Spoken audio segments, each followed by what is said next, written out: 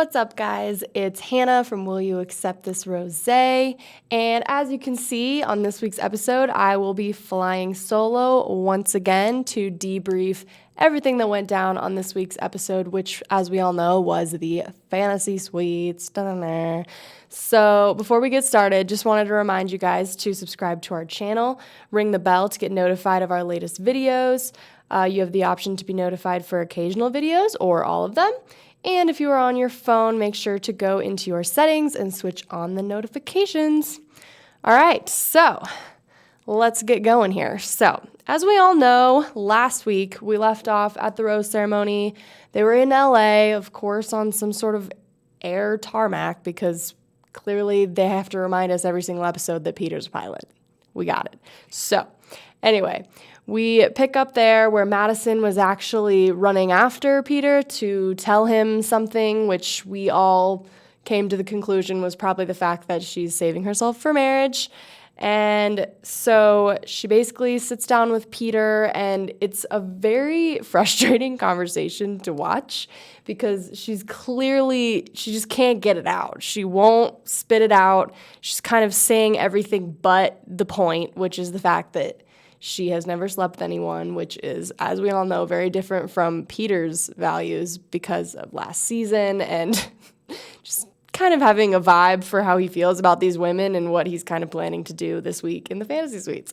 So she kind of lays it out there that she's pretty uncomfortable with this next week that's coming because everyone knows what kind of goes down in the Fantasy Suite. It's the couple's chance to be alone together, and we all know what that means. You can put two and two together on that one. But she basically tells Peter that she does not feel comfortable with the fact that he might be intimate with these other women, and she thinks that that could definitely hinder her ability to continue with their relationship, continue to explore what they have. So that's really, she doesn't even really drop the virginity bomb. She's kind of just saying how uncomfortable she feels with the fact that he may be sleeping with other women on this next part of the adventure. So that is a little hard, a tough pill for him to swallow kind of thing. So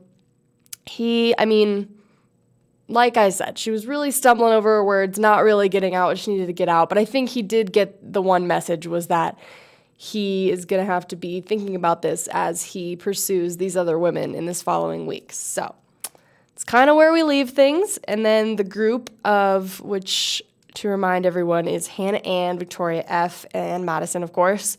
They all head off to Australia, which is pretty cool. They go to Gold Coast, which I've never personally been, but Australia looks pretty awesome. And so not a bad spot. I don't think they might have been to Australia on The Bachelor, not sure, but kudos to the producers. I would love to go to Australia.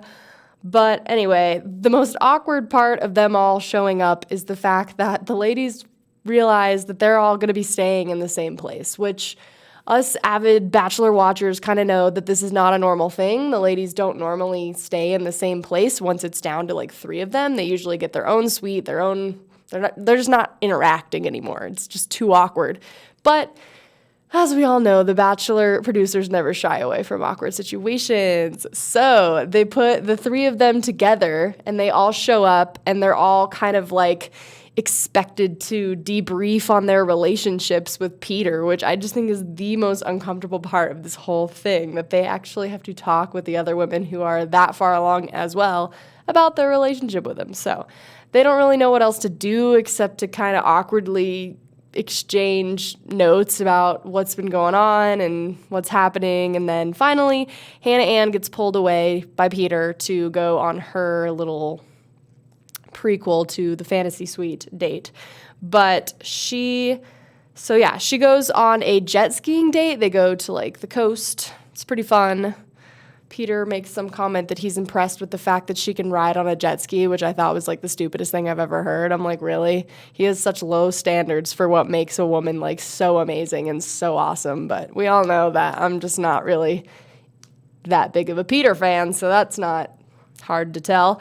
But she kind of says that the time that they spent with her family is was kind of the missing piece, if you will, of like what she needed to solidify that she was really falling in love with Peter, that she saw a future with him, that she was all in. I think that's what she said as well, is that she is quote unquote all in. And yeah, so she's pretty gung-ho, doesn't really seem to have any conflictions with her feelings towards him, and he seems to be pretty upfront with her too, that he feels strongly for her, is falling in love with her, could marry her, blah, blah, blah. So those two have a pretty uncomplicated relationship, and when it comes to them having dinner, they're kind of just going over all the same things that I just discussed, that they feel like their relationship has really kind of taken a big stride after meeting the family, and you know, they're a good match. I mean, a lot of people, if you've been paying attention on the internet, have been saying how they look the most natural together, which I would agree. I think that they make a cute couple. She's quite a bit younger than him, in my opinion. She's about 4 or 5, don't quote me on that, years younger than him. She's 23. So, and in full disclosure, I am also 23. Don't really see myself being ready for marriage anytime soon, but all the power to her. Anyway, so they finally reach their moment where Peter gives her the stupid card that is clearly written by one of the producers inviting her to the fantasy suite. So she accepts with no arguments there, and they go to a pretty cool suite that looks like a full-on apartment that they get to stay in for the night. And yeah, we see them kissing near the bed, kissing in the bathroom. There's this weird scene where they're like behind this kind of like semi-clear glass that you can just see some shit is going down on the other side of that wall. They're just trying to paint a picture in our heads, which don't really need it, but thanks for that, Bachelor producers. Appreciate that. So what I found unusual about this was the fact that we did not see Hannah and Peter wake up together. That's usually a part of the fantasy suite. We kind of see them like in bed together like the next morning, which again, kind of keeps pushing your imagination further of what was happening the night prior.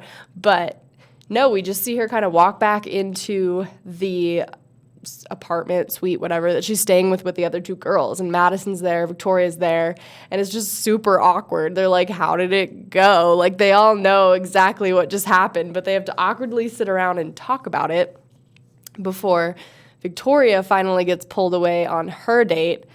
But it's kind of in the midst of Victoria's date, but we'll address it now that Madison and Hannah kind of sit down and have a conversation, and Madison tells Hannah, kind of as a friend, like what she had told Peter, how she sort of, in no better way of saying it, ultimatumed him, like saying, like, if you sleep with these other two women, then I'm not interested anymore.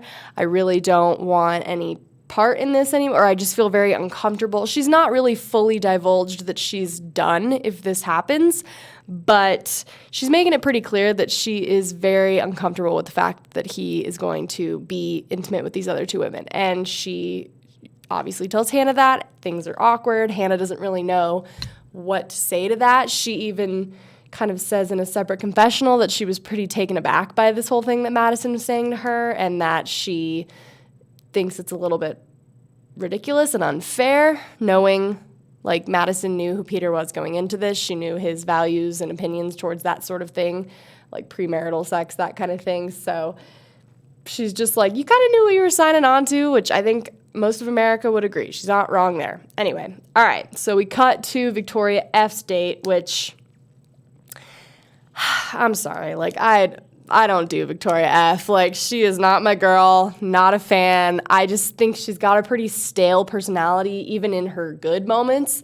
And then she has these very immature, childish, dramatic, holy crap, that was hard to say, dramatic moments with Peter that are just really cringy and really hard to understand. So anyway, they go on a date. It's pretty casual, pretty normal. They go on somewhat of like a waterfall scenic hike thing where they end up like standing by this waterfall.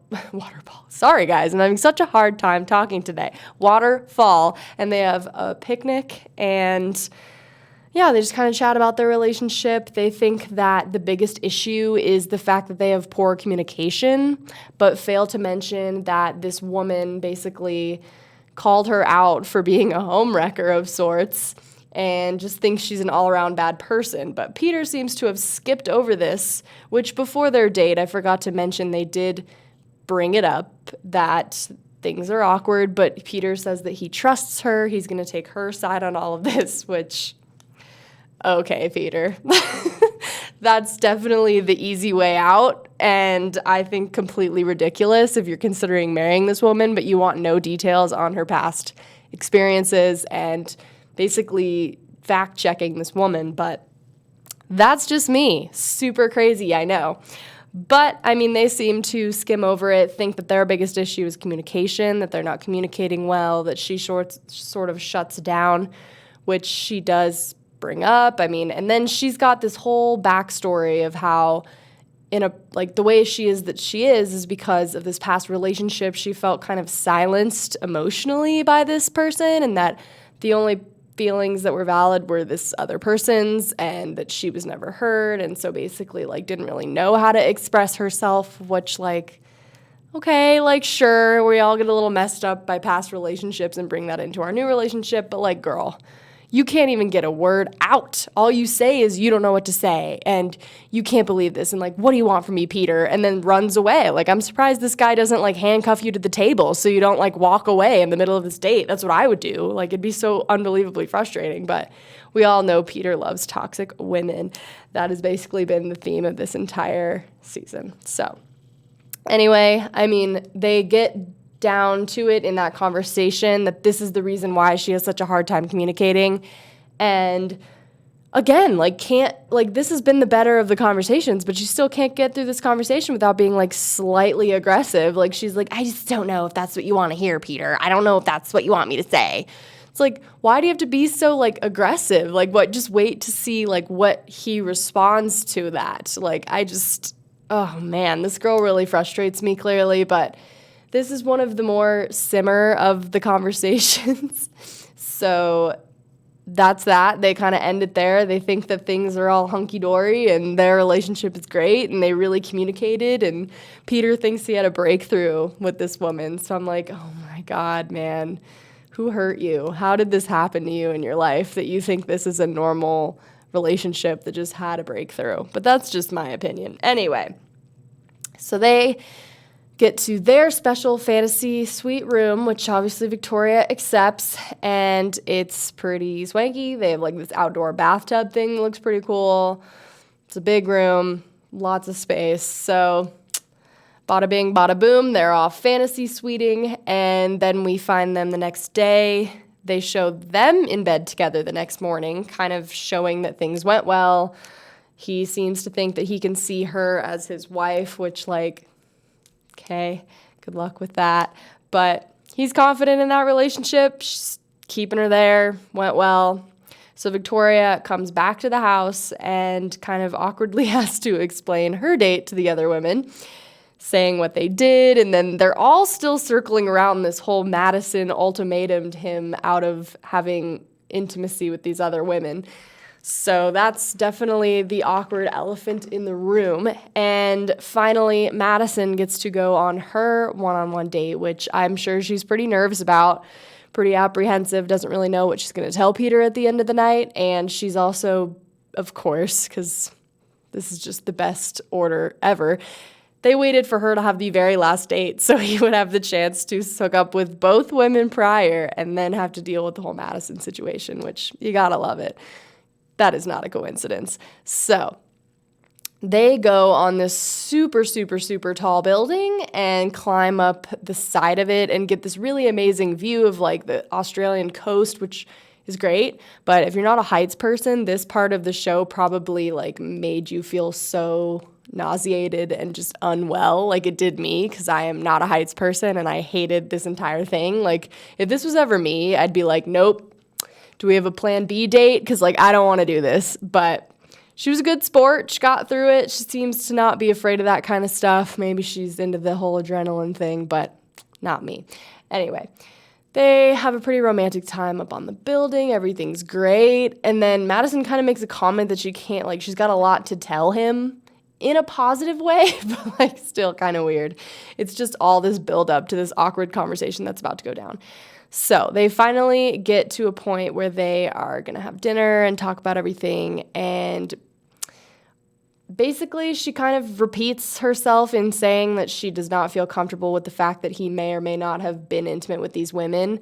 And they circle around that a lot, and just like their different values of that and like why she feels that way. She feels that she saved herself for marriage because she wants to give her husband like her mind, body, soul, I think is what she said, which I think is admirable. I mean, anyone that makes that decision, like that's a really difficult decision and like really admirable, like I said, that she is holding through to that and she is holding herself to a higher standard as well as Peter. So, I mean, honestly, like I give her kudos. I think this is like kind of a cool thing that she's like standing her ground on.